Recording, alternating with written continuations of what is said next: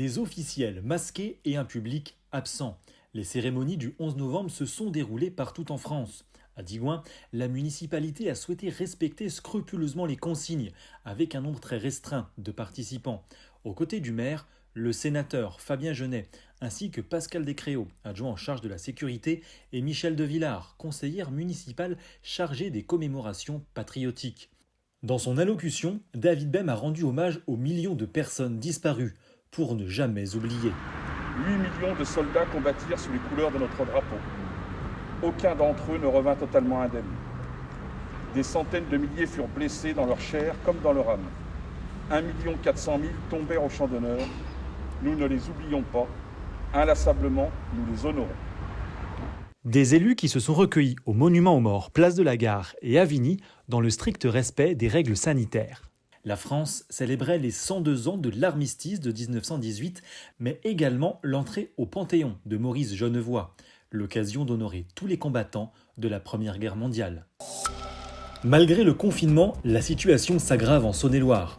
Jeudi, 12 personnes sont décédées des suites du Covid-19 dans les hôpitaux du département.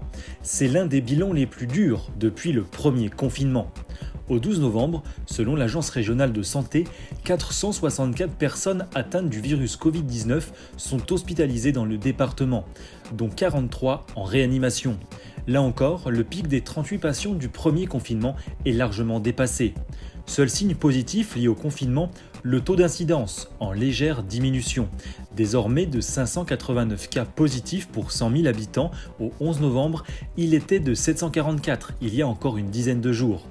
Plus que jamais, le virus circule sur notre territoire. Respectez les gestes barrières et ne sortez de chez vous uniquement si cela est nécessaire. Le port du masque demeure l'un des outils les plus efficaces pour ralentir la contamination, même à domicile. Un nouveau président pour le Grand Charolais. Suite à l'élection de Fabien Genet en tant que sénateur, les 74 conseillers communautaires étaient réunis lundi à Charolles. Objectif, élire le nouveau bureau de la communauté de communes sous haute protection sanitaire. Avec plus de 90% des suffrages, Gérald Gorda, adjoint au maire de Charolles, prend la présidence de la collectivité. Digoin demeure bien représenté avec 4 membres du conseil municipal.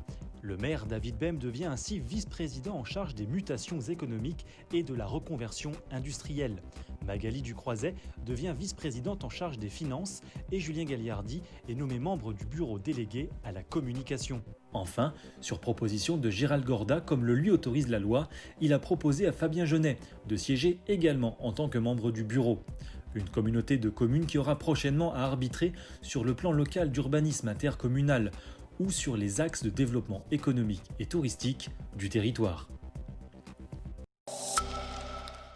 Plus de 1500 visiteurs et déjà des ventes pour les commerçants présents sur le site j'achèteadigouin.fr.